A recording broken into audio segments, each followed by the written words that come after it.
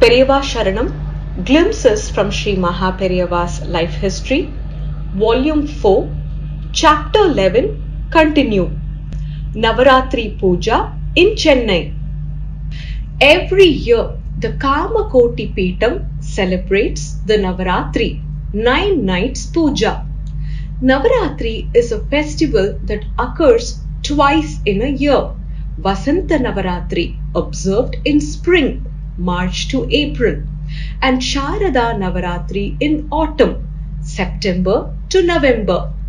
In 1932, Sharada Navaratri Puja celebrations started in Chennai on October 1st.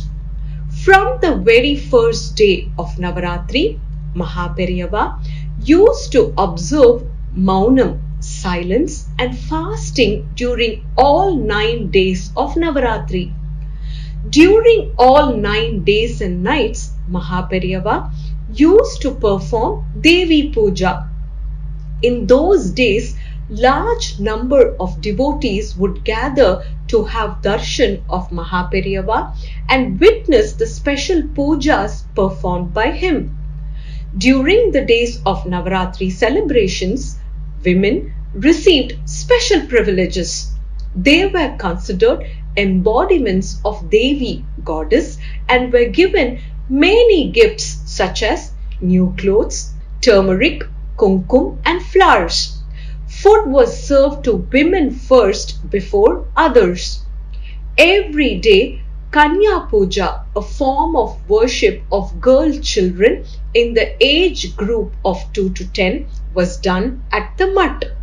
Pandits who were proficient in Vedas would chant Vedic hymns.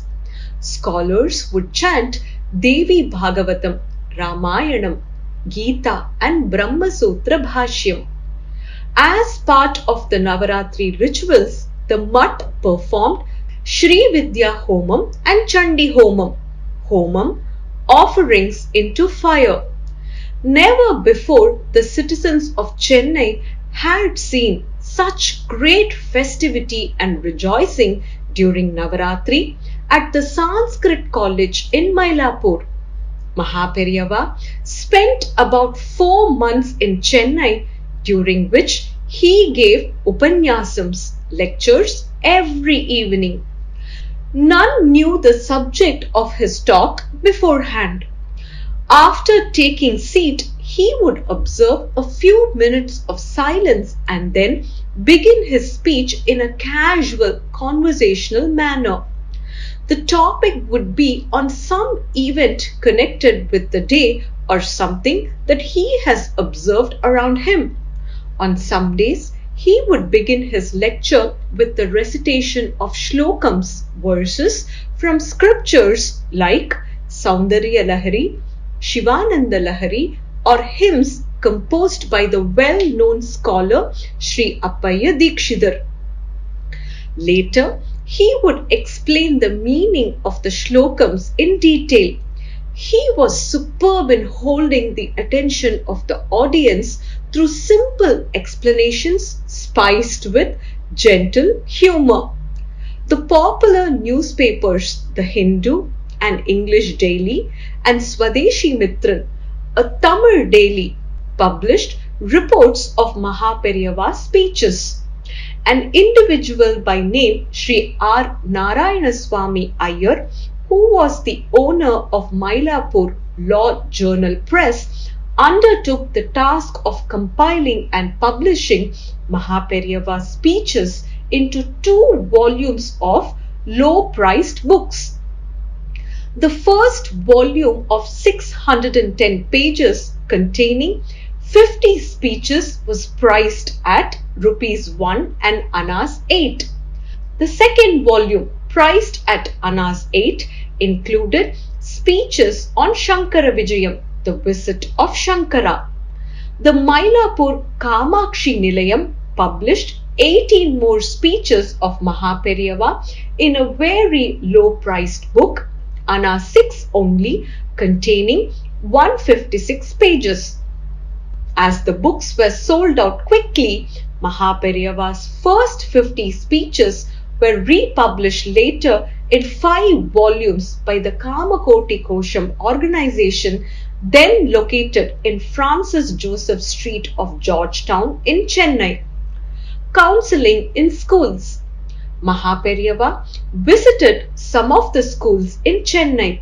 While appreciating the good work done by those schools, Mahaperiyava took the opportunity to counsel both teachers and students. Excerpts of his advice to teachers and students follow. Teachers make a living by making productive use of what they learned. Many others, after completion of studies, may get engaged in professions that are unrelated to their studies. Through a research of the topic before teaching, teachers acquire the skills to teach in a manner that makes a strong impression in the minds of students. A scholar went to the king to recite the holy scripture of Bhagavatam. The king sent him back, asking him to read the Bhagavatam again. The scholar read it all over again and returned to the king to recite it. The king asked him to read it again. This to and fro process happened 21 times. When the scholar completed reading the scripture 21 times, he realized the inner meaning of Bhagavatam and proceeded to the forest to attain self-realization. When the king learned that the scholar had gone to the forest, he knew that the scholar was now competent to teach him the Bhagavatam. Therefore, he went to the forest and sought the scholar's Upadesham, teaching. Likewise, repeated reading only brings out the inner meaning of a subject and you will develop the competence to teach. Live like the rishis, saints of ancient times, and teach your students in a righteous way. Addressing the students of Hindu Theological High School, Chennai, Mahaperiyava said, "This entire world is like one big family. The parents for this family are Parvati and Parameshwara." Kalidasa had said this in the very first verse of Raghuvamsham, the lineage of Raghu, a literary masterpiece of the great Sanskrit poet Kalidasa. The teachers and you, students, are like a small family. As children, you need to learn while you are young.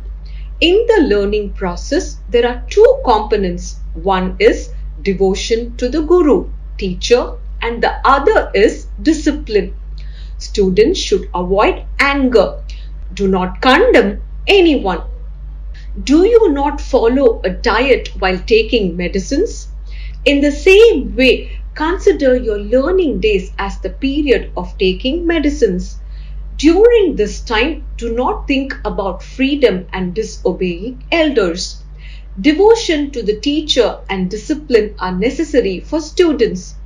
Those children who are humble in young age will attain prominence in later years.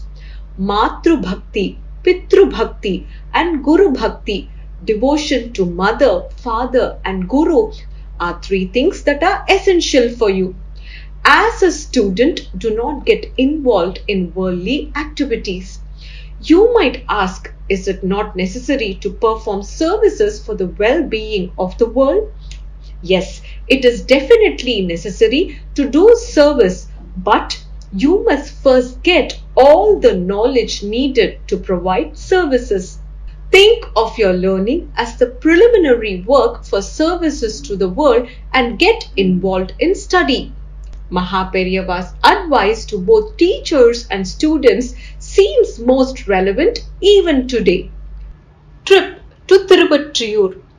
While in Chennai, Mahaperiyava visited Tiruvattriyur, a suburb of Chennai, and prayed at the temple of Sri Tyageshwar and Sri Tripurasundari Ambar located there. It is said that Brahma, Valmiki, Vasuki, and others perform puja to Lord Shiva at this place. Three celebrated saints, Appar, Sundarar and Sambandar have sung in praise of this holy place. This is the place where Saint Pattinattar attained mukti, salvation. Realizing the importance of this place, Sri Adi Shankara, who was born more than 2500 years ago, performed the Sri Chakra Pratishtai installation before Sri Tripura Sundari Ambal. We can see a beautiful idol of Sri Adi Shankara in the inner Prakaram corridor of Sri Tyagesha in this temple. The temple priests who perform puja to Tripura Sundari Ambal are Nambudri Brahmins who are descendants of Adi Shankara. Subsequent to Adi Shankara, many acharyas of Kamakoti Peetham have stayed here for several years as they considered this place ideally suited for meditation, Vedanta Vicharam, inquiry and Mukti, salvation. Inside this temple, a Shankara Mutt is located in the south corridor. As desired by Mahaperiyava, this mutt was renovated. Inside the mutt, two adhishtanams are seen. One of them seems to be that of Kamakoti Peetham's 61st Acharya Sri Mahadevendra Saraswati Swamigal, who was the head of the Peetham from 1704 to 1746. The second adhishtanam appears to be that of the 55th Acharya Sri Chandrachudendra Saraswati Swamigal. In accordance with Mahaperiyava's wishes, pujas are being conducted regularly to both the adhishtanams. Message to citizens. Before moving out of Chennai, Mahaperiyava conveyed the following message to the citizens of Chennai. Speak the truth, follow Dharma, consider your mother, father and guru as gods. These are preached by our Vedas. Sri Adi Shankara appeared amongst us thousands of years ago and established 6 sects of our religion, including Shaivam and Vaishnavam. He has explained the meaning of truth and dharma as told in the Vedas in Prashnottara Ratnamalika, composed by him. Doing good for other living beings is the truth. Practicing the good dharma practiced by ancestors is one's dharma. We should keep in our thoughts Ambika, Ishvara and Dakshinamurti, who are our mother, father and guru, as well as Krishna Bhagavan, who gave us the Gita. Follow the rituals as prescribed in the Vedic Shastras and reduce the expensive habits and clothing. Reduce your expenses and help poor people who don't have any food by giving them food at least once or twice a week. Offer porridge or some food to the village gods at least once or twice a week, especially on Fridays and Tuesdays. Harijans should follow the Shiva Bhakti of Nandanar, one of the 63 Shaivite saints, devotees of Shiva, and not go against their communal restrictions. That will give them benefits in life.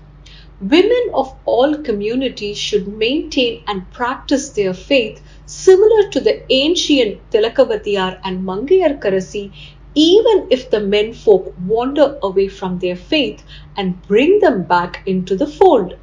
By following our ancestors' path, our religion and community will prosper more and more. In early 1933, Mahaperiyava successfully concluded his 4-month stay in Chennai after performing a range of activities that included numerous lectures, Navaratri Puja and prayers at various temples. Periyava Sharanam.